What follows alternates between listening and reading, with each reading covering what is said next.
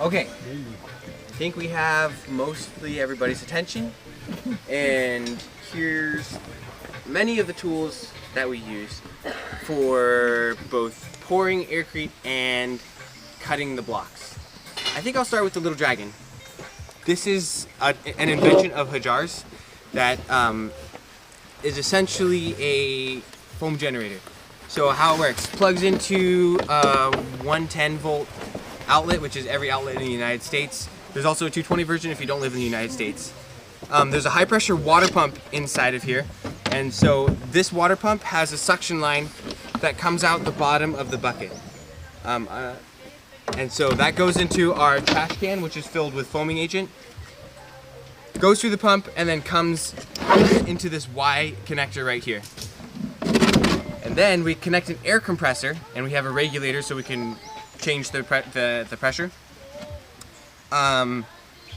Loops around, and then also goes into this Y right here. And so what we have coming through this tube here is air and water. And that goes into this foaming wand. And this foam wand is PVC pipe that has stainless steel scouring pad jammed into it. And so it's just like a static mixer, it's an agitator. As the air and water goes to it, it gets bounced all over the place. And when it comes out the other side, it comes out like shaving cream. Questions about that one? That's cool.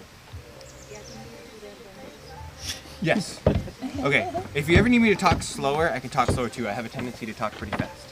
So, this is the little dragon, that's right, breathe. Okay. No, it's pretty slow. Okay. This is our little dragon. So the way the little dragon is made, or the way that it works, is that there is a high pressure water pump. That's like the center of the little dragon.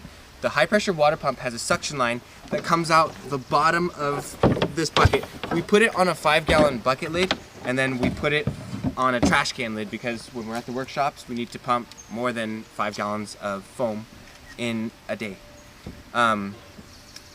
Okay, so the suction line goes through the pump, and then it goes into this Y connector right here for everybody to see. And then we connect an air compressor here, 2 to 1. and it loops around and also goes into the Y connector. So in effect, coming through this tube right here, we have air and we have foaming agent.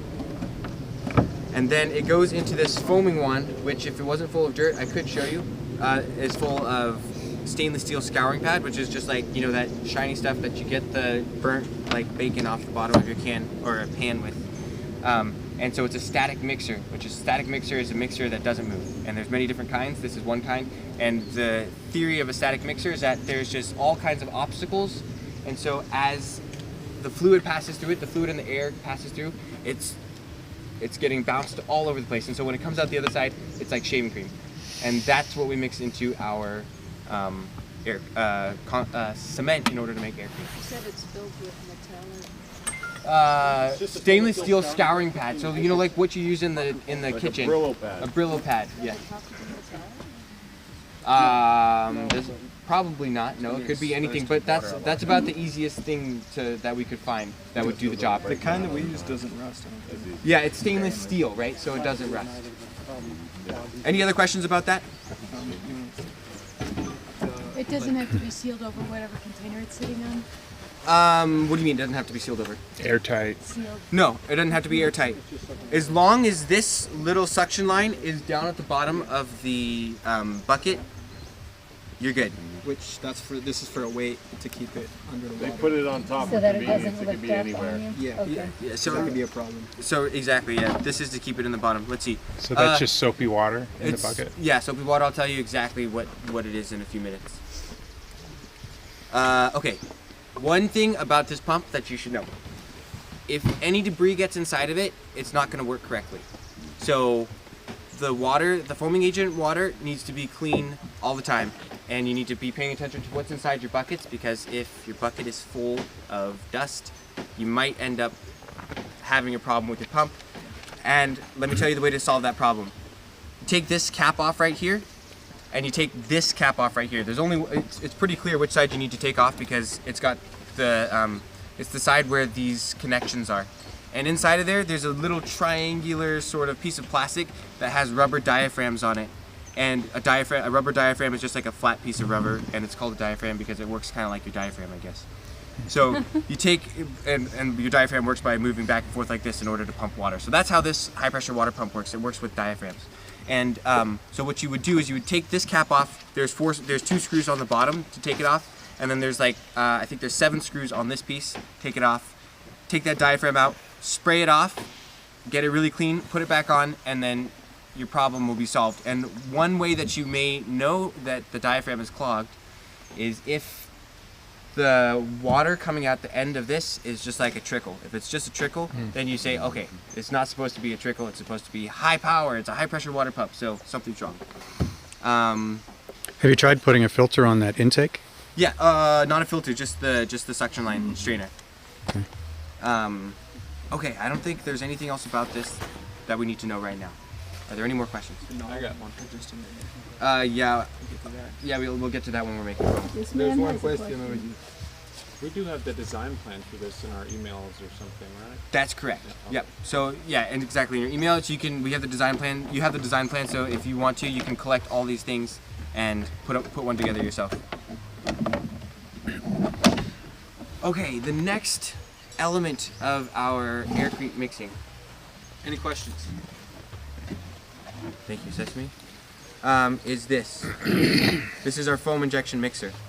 And what it is it's a regular hand mixer, and this PVC attachment is something that we came up with in order to put the foam straight into the blades, because obviously foam is quite a bit lighter than concrete, so it wants to float. And when I say concrete, I actually mean cement. So it'll float. And if you're not injecting the foam right into the blades at the bottom of the barrel, the foam floats to the top, and then you end up with aircrete that's super dense at the bottom and super light on top. And what happens when aircrete is too light, it collapses. And when it's too heavy, especially when we're trying to cut it with a blade like that, you can't cut it. So you end up with like this really weird substance that's like really light at the top, really heavy at the bottom, and then it like comes apart. It's like it was laminated together and it delaminates. So that's why it's very important that the foam always goes on the injector. What is this injector? Okay, so it's like you can get it from us, or you can just look at it and say, oh, I know how to get those things at Home Depot. The collar here on this pump is the perfect size for a 1/2-inch threaded female pipe, which is this piece right here. So there's like threads on this, and you can just like screw it on. We put some Gorilla Tape underneath it in order to make it a little bit tighter. And then once it's screwed on, we use these set screws. And the way that we use the set screw is that we take it out, drill just a little bit into the metal, and then put the set screw back in so that it locks it from being able to twist this way, and it also locks it from being able to come off. And then there's a coupler here, and then this is a 1/2 inch to 1 1/4 inch to 1 inch. So it's this is kind of an irregular one, but what you could get is a 1/2 inch to 1/2 inch to 1 inch, much more common piece that you can find at Home Depot. So, okay, so this obviously takes the foam down, and then this is where the foam wand attaches. So what we do is we put it through this little space right here, and we're gonna have a nicer way than screwing it in to put it together.